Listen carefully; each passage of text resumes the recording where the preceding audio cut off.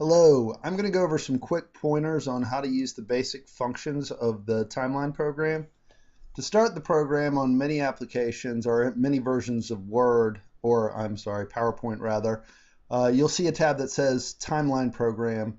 If that's not there, you can click View, go to Macros, and find the macro launch form. Either way will launch the timeline program. What you'll first be presented with are two options to start a new timeline or load save data. We'll talk about load save data later. So let's go ahead and start a new timeline. It says continue with new timeline. It's a warning message indicating that if you had previous data, you'll be overwriting that. We're okay with that because we're starting a new timeline, so go ahead and continue. All right, this is the two main tabs that you have, general attributes and taskbars. And I'm going to click on build timeline. Everything except this taskbar here is pretty much what the General Attributes tab goes ahead and populates. The General Attributes tab has a few different sections. Overall timeline attributes, which you can see have the position of the timeline, the height and width, some specifics about what date range it covers, whether or not the date range is calendar or fiscal, the background colors, some border lines, which we'll go into later. That's a minor aesthetic feature. Couple other main functions, the three scale bars, you can see them here. Vertical chart lines, hopefully it comes up. You can see these dim lines going through here. I'll change the color on them real quick, or on one, just so you can see them a little more clearly. And you can see I changed the month lines, are all black now. Title bar, if you type in a title, it will come up here with the required specifics. Oh, I got to click on visible. And we have title, so great. Let's change that to a different color. Great. Okay, I'm going to go through a couple examples here real quick, just to show you how to get around in building a basic timeline. A lot of times with this program, the best way to use it is not to go onto the taskbars tab and to create a bunch of tasks that then auto-populate.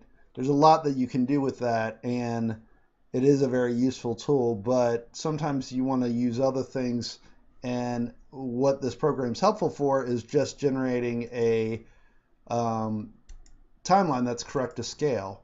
So I'm going to go to load default values here, build this back again. Okay. Taskbars. Get rid of this one task. Go back to general attributes. Okay, so we have a regular timeline here. What's some different options of what you might want to do? We already talked about the title. Let's go ahead and make that unvisible. Let's also say that instead of just looking from a 2.5-year period, you wanted to look at a longer time span. You could go down here. You could change the start date to being less. You could change the end date to being more. And go ahead and rebuild that. And as you can see, all these things automatically excuse me, adjust.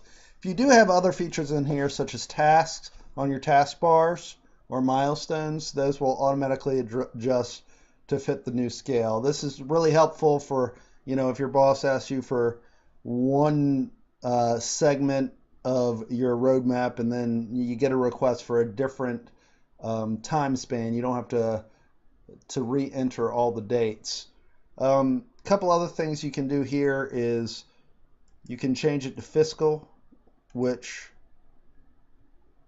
most pertinently changes the year mark back to the beginning of September, and that's a fiscal calendar. You can also pretty quickly change where you want these bars. You can do them on top or bottom or offset them in any other place or change the sizes. So let's just really quick take the year bar, put it on the top. And you can see it's up there.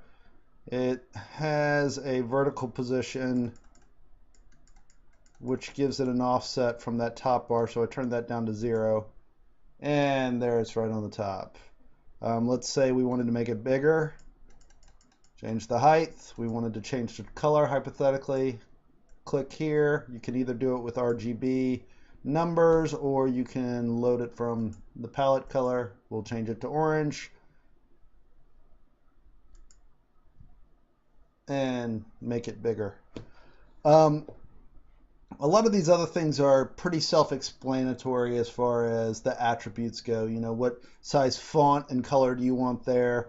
The tick marks, you know, do you want them to span, tick marks being these separators, do you want them to have a certain color? Do you want them to span the whole area? Do you want it different for the year tick mark versus the month tick mark? That's what all these attributes do. You have a couple of format attributes here for years. You can have different years. If you change it to fiscal, you know, you actually have more options there. You can do 4 different year spans. And months especially you can toy around with. In this view right here with this time span, you're not going to get a whole lot more legibility out of the months than the first letter. So let's go ahead and make the time span dramatically more close together, like within 1 year. Okay, great. So now we could take the month format and change it to the whole word. I also have options here where you can do 3 letters. You can do it horizontally and start on the top or the bottom. And I think you could probably figure out the different needs for those things. Okay, vertical chart lines. These chart lines going up and down are what the vertical chart lines are. And you'll see in a lot of timelines, folks like to do things like take the year line, for example, and make it a slightly darker color. So we'll go with 1 shade darker of gray and maybe bold it. Well, not bold it, but make the weight a little thick here under line thickness here. Take the dash out and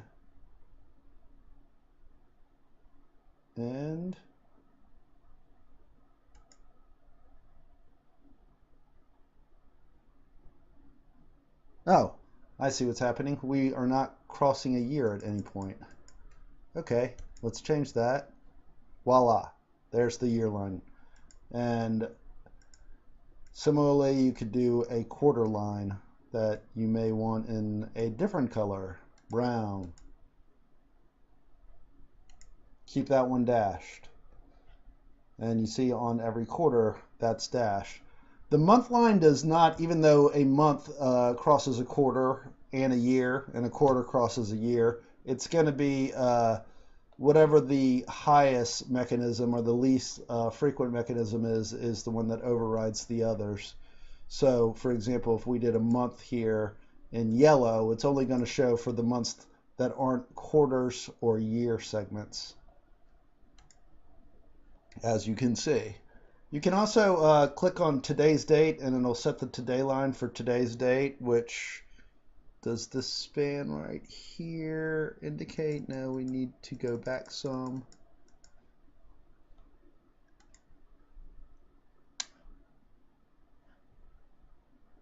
Oh, it did. I'm sorry. Today's date here, 2016. If we wanted to change it where hypothetically today's date was a little further back, you could do that, and you can also change the specifics here. Title bar we already mentioned briefly, and I think it's pretty self-explanatory.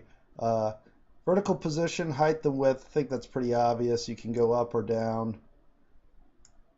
You know, I made the height on this, I brought it a little lower. I'm sorry, vertical position, I'm going to bring it a little lower here. Height, I'm going to make it a little shorter, and voila. And you can see you have some wrapping issues here where it didn't really fit the month's name in and under a whole word. So in that instance, I'd change it to, you know, 3 letters or 1 letter so you can see it a little better.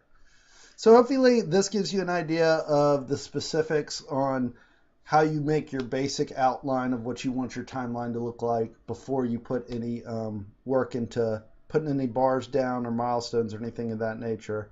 If you want to use this, and let's just go back to load default values and override everything. If you want to use this, and have objects you draw over it, you can certainly do that. You can go here in this example. I'm going to go ahead and grab a square. I'm going to fill it red, and then I will change something on this timeline and hit build timeline. And you can see it made the timeline shorter. Let's do it one more time. And change the timeline, but the object stayed above here. So if you want to change things around, draw on top to get to what you need to get to, you can do that. All right. Again, everything automatically saves on here. So if there's no save button required, when you hit the build button, it goes ahead and saves it. So if you X out here and reload it, it'll give you that option in the very beginning of the program indicating if you want to load the last values you used, and in that case you can do that so you can start or stop work at any point in time.